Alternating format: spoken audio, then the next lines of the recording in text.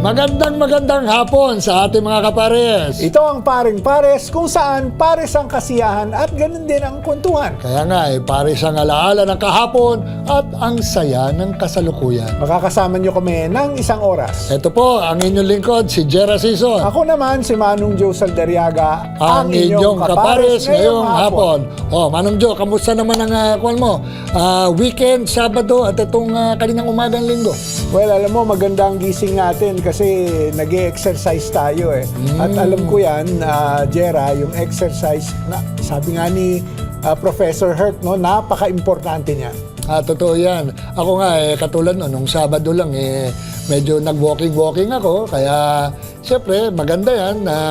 Dahil, alam nyo, ang weekend kasi, it's time to relax. Yes, diba? Actually, kapag weekend, yun yung time na medyo nagdi-decompress tayo. Yun, tama so, yan. kailangan malaman natin ano ba yung magandang paraan para makapag-relax naman kahit pa paano. At saka importante rin po sa inyo, alam nyo, katulad namin ni Manong Joe, every now and then, mas lalo na yung mga nag-check ng kanilang mga blood pressure, tayo mga senior citizen, importante po na tinitingnan po natin kung meron po kayong kung meron kayong yung pangkuha ng blood pressure is to check your blood pressure regularly. At saka hindi lang yan, kung may maintenance medicines, paalala lang lagi tayong mag-maintain ng ating health sa tamang paraan, pag-inom ng gamot, make sure na tayo ay may adequate relaxation time, matulog ng tamang oras, no? Kung maaga tayo matulog, mas maganda yon para yung gising natin maganda rin.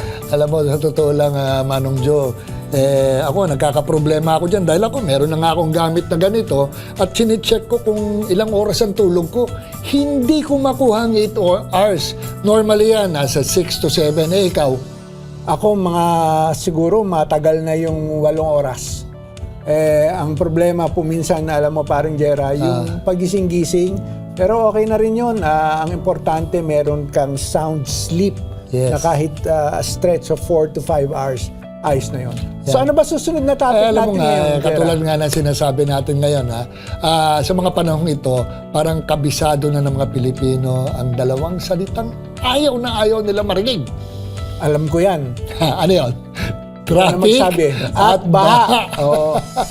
Yung parang kung saan tumingin lagi sa headlines, sa ating radyo, nakikinig palagi ang problema ay trapiko at baha. Hindi lang headline, parang Jera, kundi sa sakit ng ulo, lalo na ating mga senior citizen na gustong mamasyal, mag-grocery o simpleng pumunta lang sa simbahan. Kaya nga mga kapares, swak na swak ang topic natin ngayong hapon. Flood control and traffic management. Simulan natin sa baha. Naalala mo ba nung mga bata pa tayo? Tuwan-tuwa tayo. Malinis pa ang tubig ulan nun. Wala tayong pakialam na merong baha. Naliligo pa ako nun eh. Naku, alam ko yan, Jera. Nung araw, doon kami sa may Makati Rizal nakatira, doon sa barangay San Isidro. Ang taas ng tubig baha, pinapasok yung bahay namin. Wala kaming kuryente, pero alam mo, pagdating ng umaga, nagsasagwan kami. Alam mo, balsa na gamit namin. Yung mga pinuputol namin, yung sa saging. Yung truck na saging. Meron na kaming raft. At doon, nung araw hindi ko ninyo natatanong mga kapares, yung pong tubig malinaw. May makikita kang dumadaan hito o dalag. Iba noon. Totoo. These were the early 70s. Alam mo, lumaki kasi ako, Manong Joe, dito sa may bandang Tandang Sora.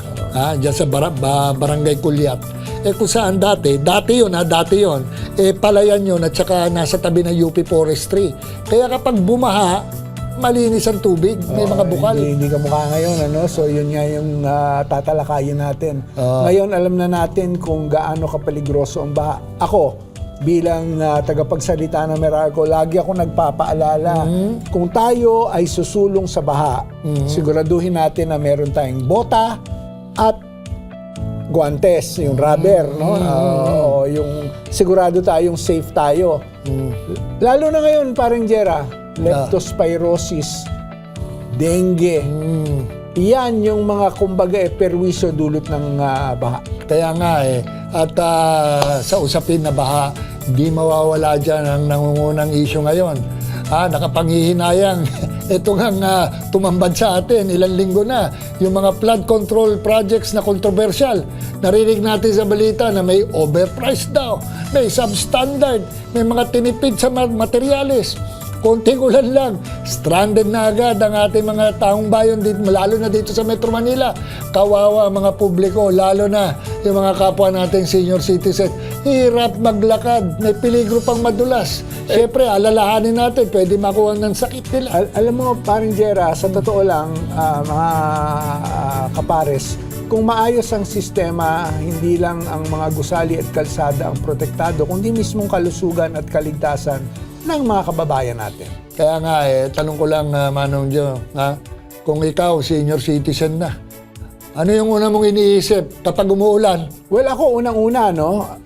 Number 1, may dala ba akong payong? Number 2, may kapote ba ako? Number 3, aabutin ba ako ng bahag bago makarating sa pupuntahan ko? Yan ang ngayon yung kailangan mo i-consider. Tama ka dyan. At kung may apo ka pang kasama, doble ang kaba. Kaya hindi lang apo, paring Jera, pati na yung mga alaga nating hayop sa bahay. Huwag ho nating iiwanan. Pag inabot ho tayo ng baha, isama ho natin, kawawa naman po. Dapat kasama po sila sa evacuation plan. Hindi, totoo yan. Alam mo, minsan may mga napapanood ako sa mga news reports, di ba? Yung mga iba nalulunod dahil iniwan nila, nakatali. Magiging topic po natin yan sa future dito sa Paring Pares. Ano ba ang kahalagahan ng animal welfare? But in the meantime, sa aming pagbabalik, meron tayong isang guest, di ba, Paring Jera? Ikaw na mag-introduce. Oo. Alam mo naman, Manong Jo, ang tindi ng traffic dito. Kaya pag-uusapan natin, kaya kung sino yung pinaka-traffic and flood SAR. Di ba? Alam mo, nung dati, Paring Jera, pag sinabi mong Metro Manila Development Authority, ang pumapasok sa isip mo, number 1, nag-aayos ng traffic. Number 2, sila yung katuwang ng mga LGU sa pagkolekta ng basura, di ba? Number 3, yung mga pasaway sa daan. Di ba? Yan yung kanilang mga, kumbaga, pinupuntuhan ng atensyon nila. Kaya timely na makakausap natin. Ito, idol ko to . Idol natin lahat to. Ito talagang action man. Tiyak na kapag may problema sa lansangan, kasama na siguro ang baha dyan. Ito, mga kapares, maaasahan ninyo, talagang isa sa mga hinahangaan namin ni Paring Jera na leader, kumbaga, dito sa ating bansa. Kaya mamaya, bago tayo magpatuloy ng ating huntahan dito, makakasama natin ang isang espesyal na panauhin para magpaliwanag dito sa ating pinag-uusapan tungkol dito, traffic at baha. Walang iba kung hindi ang chairman ng MMDA, si Attorney Don Artes. So, sa pagbabalik natin, mga kapares, Paring Jera, makakasama natin, pinalad tayo, nabigyan tayo ng pagkakataon at oras ng ating kaibigan, si Chairman Don Artes. Pero bago yan, i-anunsyo muna natin ng mga nanalo sa trivia question noong nakaraang linggo. Ito po, panoorin nyo sa screen. Sa mga winners, congratulations po sa inyong lahat. Kaya sa mga gusto manalo, may another trivia question kami para sa inyo. Ito ang tanong. Ano ang tawag sa kalsadang nakalaan lang para sa mga tao na naglalakad? Nako, alam mo, Paring Jera, parang hirap yata sagot yan. Ang problema dyan kung minsan, hindi nire-respeto, lalo nung ilang mga motor, lalo na, no? Sasampa dyan, parang sila pa galit pag sinita mo, di ba? So yan, tatanong natin kay Don mamaya. Kaya, sagot na mga kapares, Alam mo, napakahirap tong tanong na to. I-PM o i-comment nyo lang at may chance kayong manalo ng special prize. Kanina ba nag-pedestrian lane? Pero teka mga kapares, huwag kayong aalis. Magbabalik po ang Paring Pares pagkatapos ng ilang paalaala. Diba? Okay, balik tayo ngayon mga kapares at gaya na nabanggit namin kanina, special ang makakasama natin ngayon via Zoom. Ako, Paring Jera, personal na idol ko ito, action man. Makikita mo talaga magmula nung siya yung naging chairman ng MMDA, wala kang maririnig kundi magagandang feedback mula kay Chairman Don Artes. Magandang lalaki na, magaling pa. Chairman, magandang araw po at welcome sa programa namin ni Paring Jera Sison, ang Paring Pares dito sa DWIC. Napapanood din tayo sa Aliw TV, gayon din sa Facebook page ng DWIC. 882 sa Talapihitan. Good afternoon, Chairman. Good afternoon, Joe, at good afternoon, Jera, at mabuhay kayo at ang inyong programa. Kita mo naman, alam mo naman na ngayon, linggong-linggo, nasa opisina si Chairman.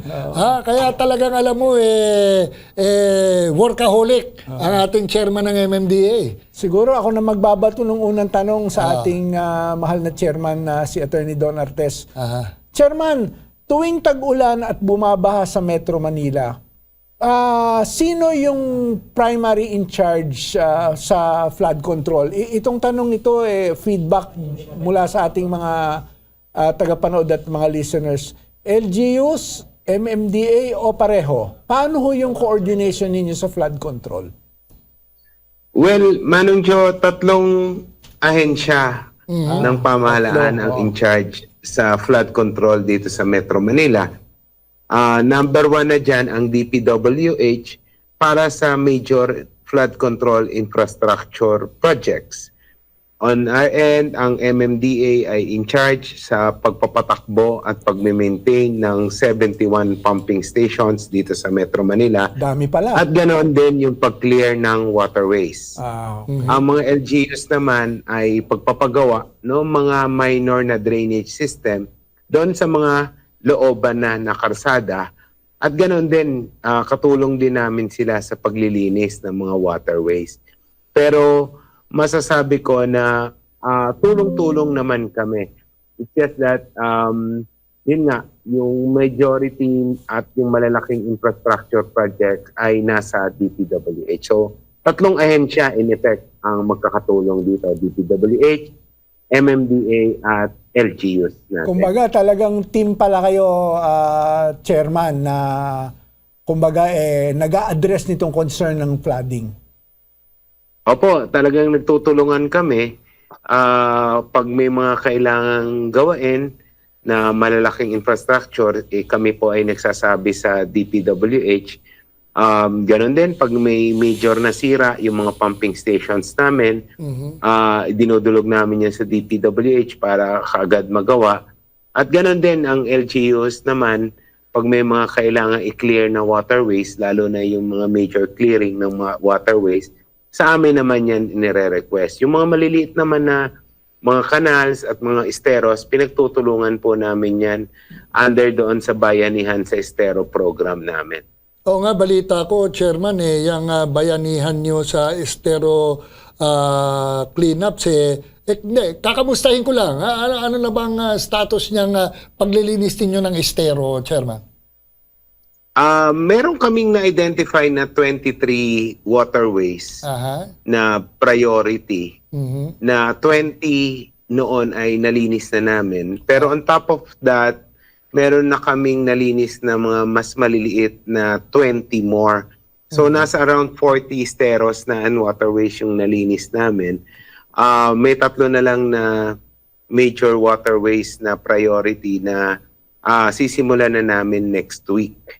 So, inaayos lang namin. Medyo may difficulty din, Jera, kasi yung staging area, yung papasukan ng heavy equipment, like meron kaming isang na-identify sa Muntinlupa na wala talagang dadaanan yung aming mga equipment. So, naghahanap ako ng mas maliit na mga gamit para magkasya doon sa estero. Otherwise, mapipilitan kaming mano-manong hukayin yung pong particular na waterway na yon sa Muntinlupa. Malaking trabaho yun, Chairman, pag mano-mano, ano? Opo, mabagal. Yung pong, kung inyo natatandaan, yung pong sa nilaunch namin kasama ang Pangulo sa Pasig City, yung Bully Creek, mga heavy equipments na ang ginamit namin pero 3 weeks bago namin natapos. So imagine niyo kung same ang problema, same ang laki ng lilinisin, At kung mano-mano, abutin siguro kami ng buwan bago matapos. Kaya kailangan din, Chairman, talaga yung mismong mga kababayan natin, no? Yung pagtatapon ng basura indiscriminately. Siguro talagang kailangan tayo bilang mga Pilipino, iwasan na natin lalo yung mga plastic materials. Di ho ba yan yung nagkakos ng clogging Tapos pag siyempre by volume, ang dami-dami na niyan, ang nahihirapan din po kayo Kasi kumbaga parang yung tinapon nila ang umaayos ang gobyerno, ang MMDA, ang mga LGUs. So, tama ho ba ako? Kailangan meron din disiplina sa parte ng ating mga kababayan. Tama po kayo, Joe, Jera.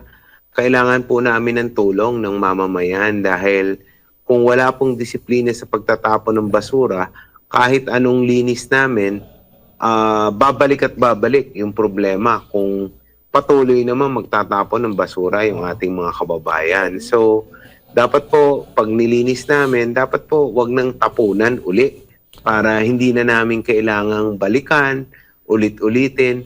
Tandaan po natin yung nagagastos din namin, although majority na po dito sa Bayanihan sa Estero program natin ay by administration na.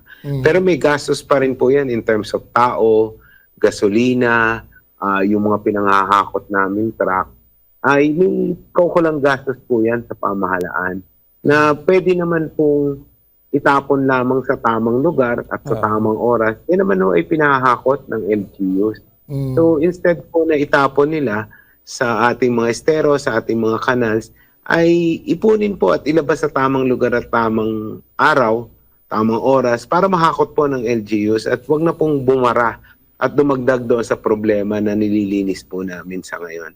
No, tama Actually, siguro lahat naman tayo, agree tayo dyan sa mga nangyayari yan. Pero bago tayo ipagpatuloy natin pag-usapan tungkol sa baha, di ba? Alam ko meron kayong programa nung pagre-recycle. Meron akong napanood at nabasa dati. Siguro para malaman rin ng mga tao yung pagre-recycle nyo na ginagawang mga bricks. Ano nga ba yun, Chairman? Opo, meron po tayong World Bank funded project kung saan yung mga basura po ay sinesegregate natin at yung iba po ay nire-recycle natin. Unang-una po dyan yung palit sa grocery na program.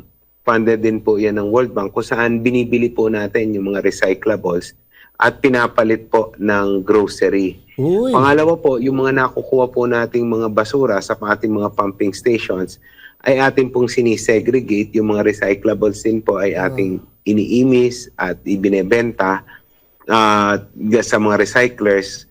Ganon din po yung atin pong, meron po tayong brick making facility kung saan yung mga basura na pwede pong gamitin as ingredient sa paggawa ng mga concrete barriers, sa mga bricks na ipinamimigay po natin sa mga LGUs para sa parks or sa mga walkways. At ganon din po yung mga water hyacinth ay ginagawa po nating pot na taniman ng halaman. At ganoon din po, ginagawa din pong charcoal briquette na nagagamit pong panggatong, Jera. Maganda. Kaya lang natanong ko yun dahil katulad ng sinabi mo, yung sa mga pumping stations ninyo, di ba? Pero meron na naman akong nabasang magandang balita na may nabanggit ang inyong opisina tungkol dito sa mga mobile pumps. Oo, narinig ko yan, paring Jera. Na ginagamit Chairman, para mabilis. Ano ba to? Para daw mapabilis yung pag-drain ng baha. Paano ginagawa ng MMDA? Anong Opo, meron na po tayong 6 na existing na 0.25 cubic meter per second. Pero may bago po tayo. Ito po ay aming pinafabricate 1 cubic meter per second. Meron na po tayong isa at soon magpo-procure po tayo ng marami. Ito po ay napakalakas na bomba. Kaya po nitong pumuno or humigop ng tubig sa loob ng 1 oras ng 1.5 Olympic-size swimming pool. Teka, napakalaking bagay po nito. Teka, 1.5, sandali, Chairman. 1.5 Olympic-size swimming pool ang may higop sa 1 oras? Tama ba? Tama po ang inyong narinig, Jera. 1.5 Olympic-size swimming pool ang kaya niya pong punuin sa loob po ng 1 oras. So, ang sinubukan po namin noong may parating na bagyo at naipakita po namin, kasama namin si Yorme, tuwan-tuwa nga po siya dahil tinatakbo na namin kahit wala pa yung ulan. So, nakita niya po yung mabilis na pagbaba ng tubig sa kanal na malaking bagay po kasi ma-free up natin yung space, magkakaroon po ng carrying capacity yung mga canals. Tapos po, pagdating pa ng tubig ulan, mapapump out. So, imbis na maging run of water at maging baha, ay pwede na po nating mailabas agad-agad sa mga major na daluyan ng tubig. So, yan po ay isa sa mga innovations na tinitingnan namin. Kasama rin po yung mga rain catchment na itatayo po natin all over Metro Manila. Chairman, bukod sa mobile pumps, ano pa po ang programa ng MMDA para mabawasan yung pagbaha? Lalo na, yun nga nabanggit natin kanina, no? Yung mga basura at mga kanal sa estero, problema pa rin. Well, unang-una na po dyan, meron na kaming tinatawag na Sponge City Project. Ito po ang trend na po sa buong mundo kasi meron po tayong phenomenon ngayon na tinatawag nilang cloudburst. Ito po ay maihantulad sa isang balon na puno ng tubig na pag sinundot nyo po ng isang matulis na bagay, ay biglang bubuhos ang tubig. Experience nyo po ito siguro na hindi na ho patak ng ulan ngayon eh. Buhos talaga ng ulan. So, ang problem po dito, talagang hindi na po kaya ng drainage capacity natin, yung ganitong klaseng pag-ulan. Kaya po, miski sa ibang bansa, ang ginagawa po nila solusyon ay gumagawa ng rain catchment kung saan temporarily i-store po itong mga tubig ulan, kung saan may mababang lugar. At pagtigil po ng ulan, tsaka lang po siya ipapump out. Kasi po, problema po, kahit na malalakas yung bomba natin sa pumping station, ay yung pagdadala nitong tubig ulan na makaabot doon sa ating mga pumping station, which will take a while. Kaya nga po siguro na-experience nyo, minsan may mga flash floods tayo. 30 minutes naman po after ng pag-ulan ay nawawala ang tubig sa karsada. Yan po ay dahil sufficiente po yung ating mga bomba. It's just that hindi po ma-convey kaagad papunta sa pumping stations. So ito po yung remedy na tinitingnan namin. Ito pong paggawa ng mga catchment sa iba't ibang lugar dito sa Metro Manila. Pero, Chairman, malaking tulong ho ang kung sakali mabawasan yung incidents ng mga tinatawag na indiscriminate throwing ng basura, no ho? Kahit pa paano ho, pag tiningnan natin yan, pag naging malawakang pagkilos yan, less na yung magiging problema ng MMDA. Tama po yan dahil po kung hindi po barado yung ating mga daluyan ng tubig, mas mabilis po makakaagos at maiilabas natin. At malaking tulong po yan sa pag-minimize ng baha or at least yung pagbilis po ng paghupa nito kung sakaling magkaroon po ng pagbaha. So kami po, hindi po kami magsasawang manawagan sa ating mga kababayan na sana po tulungan nyo ang pamahalaan, hindi namin po kayang solusyonan ito ng kami lamang. Kailangan po namin ng tulong ng lahat na sa kanilang maliit na pamamaraan, pag pinagsama-sama po natin yan, malaking bagay. At yan po yung pagtapon ng basura sa tamang lugar po at tamang oras. Paring Jera, sinabi na mismo ni Chairman sa mga kababayan natin, tamang pagtapon ng basura sa tamang lugar, ilagay natin sa tama yung mga basura, wag ho natin basta-basta ikalat kung saan-saan. Kasi pag tinapon ho ninyo yan sa kalye, landing yan sa kanal. Pag madami ng mga basura sa kanal, lalo yung mga plastic, babara yan. Pag bumara na ho yan at mahihirapan i-pump out, tayo din ho ang mapipirwisyo dahil tatagalan bago bumaba yung tubig ba. Sana po, Chairman, na ipaliwanag ko kahit papano in a laymanized term kung bakit importante na isegregate yung basura. Kasi ang kampanyang yan, matagal-tagal na rin yan. No? So maganda lang siguro, kailangan lang talaga isa puso ng bawat mamamayan. Pero ito, Chairman, no, kwan lang, di ba? Alam naman natin lahat, di ba? Na ngayon parang nasa hot seat ang DPWH dahil nga doon sa malaking issue tungkol sa di umano'y may anomalya sa flood control projects. Pero patuloy pa rin ang partnership ng MMDA with DPWH at saka LGU katulad ng sinabi mo kanina, Chairman. So, kamusta ba ang partnership ngayon ng DPWH sa inyo? As far as long-term solutions, gaya ng pumping stations, yung masakit sa tenga na pagka sinabi mong flood control projects, pwede bang para malaman ng mga nanonood sa atin? Well, nasabi ko naman po na maganda po ang relationship namin sa DPWH. Kami po ay nagtutulungan. Pag meron kaming kailangan na tulong sa kanila, kami po ay nagsasabi. Miski kay Sec Manny Bonoan, maayos po ang aking relasyon sa kanya. At lalo na po ngayon kay Sec Vince Dizon, dahil kami po ay magkaibigan na nung nakarang administrasyon hanggang sa nung kapo po siya sa DOTR at ngayon po nang nalipat siya sa DPWH. So, makakaasa naman po ang ating mga kababayan yung patuloy na koordinasyon at mas maayos pang pagsasama para po makadeliver kami ng service sa ating mga kababayan, lalong-lalo na po patungkol sa pagbaha. Ayun nga, madagdag ko lang, no, katulad nung sinabi ni Chairman, nandyan na yung issue na nabuko na, pero we have to move on, di ba? Kaya kumbaga, dapat ngayon, mas maayos na ngayon. Kaya katulad na sinabi nga ni Chairman, maaasahan na talagang ngayon talagang seryoso ang pag-address nila sa mga flood control projects. At actually... Opo, at yan naman po ang kautusan po ng ating Pangulo na hindi naman po iniisang tabi yung mga investigasyon at yung pong accountability ng mga dapat managot. Pero moving forward po, dapat po meron pa rin kaming gawin. Tama. At patuloy na gawin yung mga dapat para po maibsan yung pagbaha. Hindi naman po tayo pwedeng tumigil sa pagsiservisyo po sa ating mga kababayan dahil lamang po sa ganitong kaguluhan. Alam nyo, Chairman, nakaka-inspire yung huli ninyong mensahe. No? So ako, itatanong ko na lang siguro sa inyo.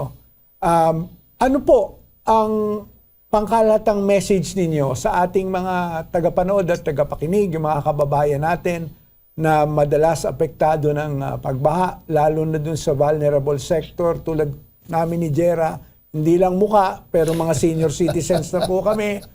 Kapag binabaha, ano ho ba ang magandang gawin at ano naman ho yung tingin ninyong kailangan pang pagsikapan? Opo, unang-una po, rest assured na ang ating pong pamahalaan sa pangunguna po ng ating Pangulo ay talaga pong nag-iisip ng pamamaraan para po maibsan yung pagbaha dito sa Metro Manila. Yan po ay marching orders ng ating Pangulo. At asahan po ninyo na kami po ay gumagawa ng mga pamamaraan. It's just that ngayon po mas maingat na kami. At siguro yung sa partnership namin sa DPWH ay sisiguraduhin namin na yung pera po ng pamahalaan ay hindi maaaksaya at magagamit po ng tama at mapupunta po sa proyekto na pakikinabangan talaga at makakatulong po para maibsan yung pagbaha dito sa Metro Manila. On the part naman po ng ating mga kababayan, sana po, again, uulitin ko yung aming panawagan, tulungan niyo po kami. Kami po ay makikipag-ugnayan sa inyo sa pamamagitan po ng inyong mga lokal na pamahalaan para hanapan din po talaga ng solusyon. Kasi ang approach na po namin ngayon, Jera, ay surgical per area na specific. Kung bumabaha dito sa lugar na to, ano ang dapat gawin? Ano ang pamamaraan? Ano ang siyensya na pwedeng i-apply? At yan po ay in close coordination, hindi lamang po sa LGU, pati na rin po sa community. At yan po ay inutos nga po ng ating Pangulo na involve ang LGUs sa pagpoprograma or pagpaplano nitong mga dapat gawin para nga po malabanan na itong pagbaha dito sa Metro Manila. Maraming salamat, Chairman. Bago ka namin pakawalan ni Paring Jera, siguro in another episode nitong Paring Pares, ang pag-usapan naman natin yung issue ng traffic. Mainit na issue yan araw-araw, pero nakikita namin talaga kung paano yung pagkilos ng MMDA para mai-address ito. Pero hindi ho natin talaga maiwasan kung minsan yung mga pasaway. Alam mo ninyo, Chairman, ang pinakamalaking problema ko pag ako ang nagmamaneho, yung mga biglang magse-swerve na mga motor o kung minsan biglang kakatin ako, it really is a concern. So, sa ngayon, alam ko may proyekto kayo. Ang dami ng CCTV na monitoring system ang MMDA sa pag-manage ng traffic araw-araw. In a succeeding episode, hihimayin pa ho natin mabuti. Pero ano naman po ang panawagan ninyo? Nakikita naman ng taong bayan yung inyong pagkilos ukol sa pagsasaayos ng traffic. Siguro appeal sa ating mga motorista, lalo na doon sa mga nagmumotor. Opo, ganun din po naman. Tulad po ng sa basura, kailangan din po namin ng tulong ng ating mga kababayan na para maibsan din po itong traffic dito po sa NCR. Napakarami na po talagang sasakyan, more than the carrying capacity po ng ating mga lansangan. Isa po sa nakikita rin naming dahilan ng pagbigat ng traffic ay yung mga aksidente at yung pong kawalan ng disiplina sa pagmamaneho.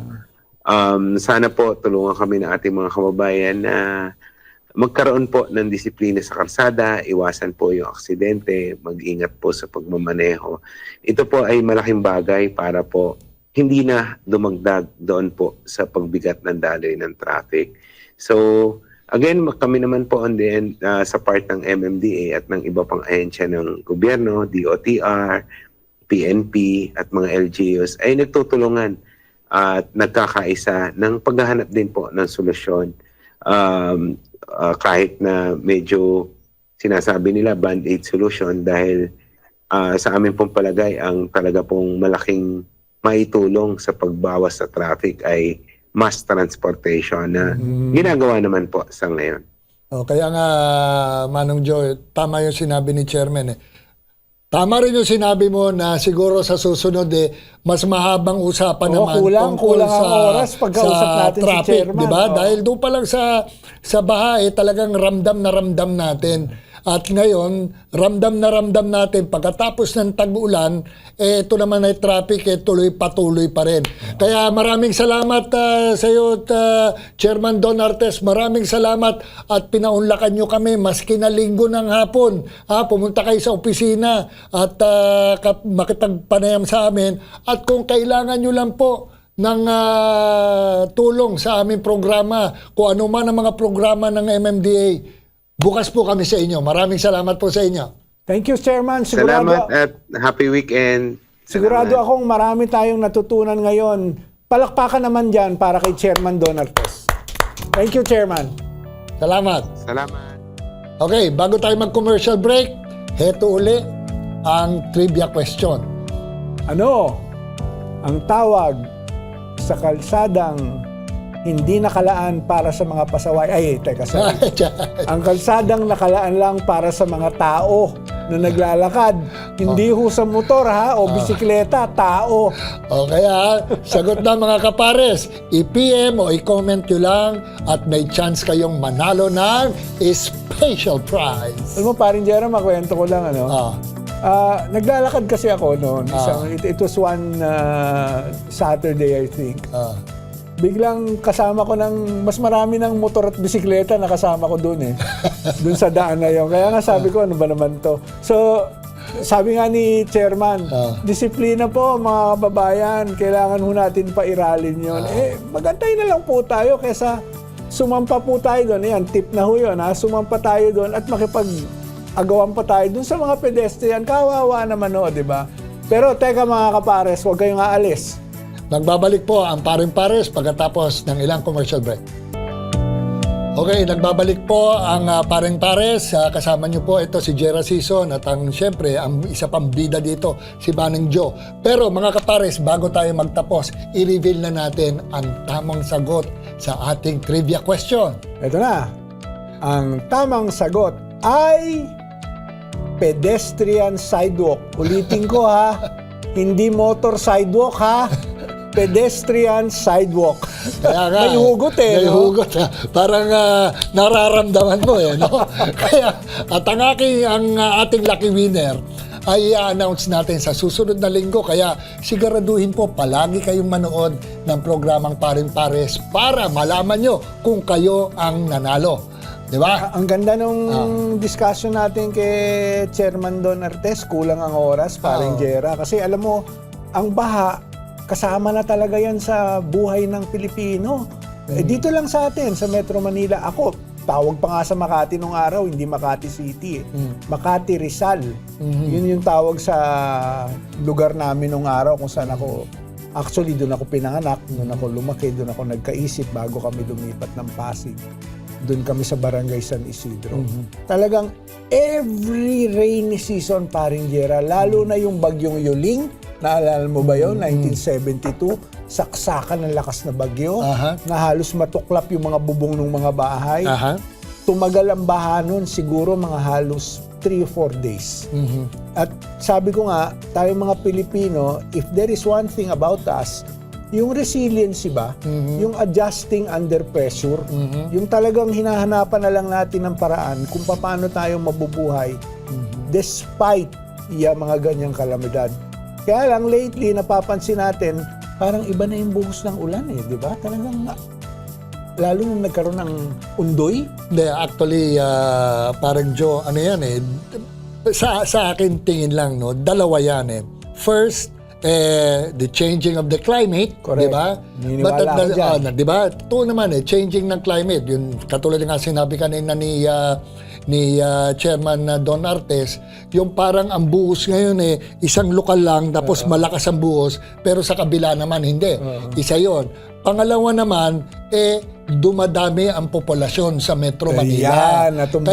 Kaya sa totoo lang, ang nature hindi nyo mababago yan Tayo ang magbabago para maging akma sa ibinabato ng kalikasan sa atin. Kung nung araw, for example, kakaunti lang nagtatapon ng basura sa kalye, yung ugaling yon, kung hindi natin babaguhin, dumami lang yung nagtatapon ng basura, lalo ng plastic. Kaya nga sabi ni Chairman kanina, umihingi siya ng tulong sa mga kababayan natin kung magtatapon tayo ng basura sa tamang lugar.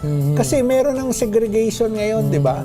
Ako, nakikita ko yan sa maraming establishmento. So, we need really na makipagtulungan ang sambayanan para dito sa effort. Hindi lang ng ating pamahalaan, kundi tayo mismo sa pribadong sektor. Siguro, umpisahan natin yan, Jera, sa mga senior citizens na kumbaga andun na tayo sa edad na tayo na yung nag-o-oversee nitong mas mga bata sa atin in terms of providing advice. Andun na tayo sa legacy phase, Baka that's one of the initiatives we can do.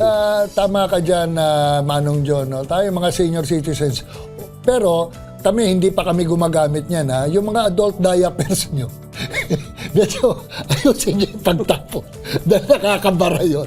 But kidding aside, ang pagbabaha, nandyan na po yan. Hindi natin mayaalis yan dahil nga bigay ng kalikasan niyan kapag bumuwas ng napakalakas na ulan, di ba? Pero ang importante, magtulungan ang pribadong sektor at ang pamahalaan kung paano mapabilis ang pag-alis ng baha sa isang lugar. Na katulad na sinabi kanina ni Chairman Don Artes, meron sila mga mobile water, di ba? Yung pumping station na palagay ko siguro kung hindi man matatawag rin natin maski pa paano ay band-aid solution. Pero ang importante, meron rin silang sinabi, si Chairman kanina, nagagawa rin ng parang catch basin. Para kumbaga, yung mga itinapon na ulan, doon pupunta at bago ipump palabas ng Ako ang tumatak sa akin, Paring Jera, sa sinabi ni Chairman Artes. disiplina. Yun. Kailangan talaga nating isa puso, isa isip, isa diwa, yung disiplina. Yung basura, tapon natin sa tamang lugar. Yung mga di nabubulok, iba yung lalagyan yan. Yung nabubulok, iba din yung lalagyan yan. And ang mga LGUs naman, regular naman ho yan na nangongolekta. So, alam naman ninyo more or less kung anong oras, di ba? Pipick upin niya. So, ilabas na natin sa tamang pamamaraan. Because at the end of the day, alam mo paring Jera, mga kapares, tayo din ang magiging parte ng solusyon. Correct. Kung gusto natin na ma-address itong flooding, of course, nandiyan ang pamahalaan para gawin yung kailangan nilang gawin. Ito nga, at marami nang investigasyon na nangyayari. At nakikita naman natin talaga si Secretary Vince Dizon. Talagang halos hindi na yata natutulog at talagang trabaho ng trabaho para ma-address itong concern na ito. Si Chairman Don Artes, sabi nga niya, nakikipag-coordinate sila constantly. The local government units, ako, ramdam ko yan sa amin sa Pasig, si Mayor Vico Soto, kung magtrabaho, grabe din. At I'm happy to report yung aming basura sa Pasig, on the dot yan. Wow, kakaingat naman. Every day, makikita ko yan kasi doon ako sa may Pasig nakatira. Alam ko na more or less pagpaparating na yung basura. Iiwas na ako kasi ako nagpapakain ako ng pusa yung mga stray cats. So medyo iiwas na ako, alam ko paparating na yung truck ng basura. So makikita niyo talaga nagtutulong-tulong po lahat, no. Ngayon, nasa sa atin din mga mamamayan nga, sabi nga ni Chairman. Alam mo, sabi ni paring Jera, yung disiplina. Nakakaingit ka, diyan ka sa Pasig, sana all. Dahil ako po ay nakatira sa Quezon City. Kaya, minsan may konting palya. Ewan ko kung anong problema. Sana matugunan din po ng pamahalaan ng Quezon City tungkol sa pagkolekta ng basura hindi lang sa aming lugar, kumbaga sa kalakhang lungsod ng Quezon. Okay, so siguro naman konting tiis na lang tayo at matatapos na rin ang panahon ng tagulan at papasok na ang taglamig. Ang hanging amihan. Ramdam na natin yan, paring Jera. Ako, nafe-feel ko na yan pagka bandang kumukulimlim na, paparating na yung sunset, ika nga, medyo iba na yung klima. Iba na yung klima, At saka, humahaba na ang gabi kisa sa araw. Parang pelikula. Kaya nga So, sa susunod na linggo, huwag nyo kakalimutan yung mga i-announce namin uli na mga winners, no? Kaya palagi nyo pong susubaybayan ang programang Paring Pares tuwing linggo mula alas 2 hanggang alas 3 ng hapon. Mag-thank you muna tayo kay Chairman. Oo, syempre naman. Maraming salamat sa ating guest na kanina pa natin panay puri. Siguro nakakagat niya na ang dila pagkatapos ng ating interview sa kanya. Kaya muli, maraming salamat sa ating guest ngayong araw na si Chairman Don Artes ng MMDA. Kulang nga ang oras Siguro in another episode, talakayin natin yung traffic. Yeah. At mga kapares, dyan po nagtatapos ang ating kwentuhan ngayong hapon. Pero tandaan ninyo, mga paring pares, let's continue to live a very healthy life. Okay, so tandaan natin pares ang kasiyahan at kwentuhan. Pares ang kasiyahan at kwentuhan, sabi nga ni paring Jera, pares ang alaala ng kahapon at ang saya ng kasalukuyan. Ito po ang inyong lingkod, si Jera Sison. Ako naman si Manong Joe Saldariaga, ang inyong kapares tuwing linggo ng hapon, dito lang sa Paring Pares. See you next Sunday.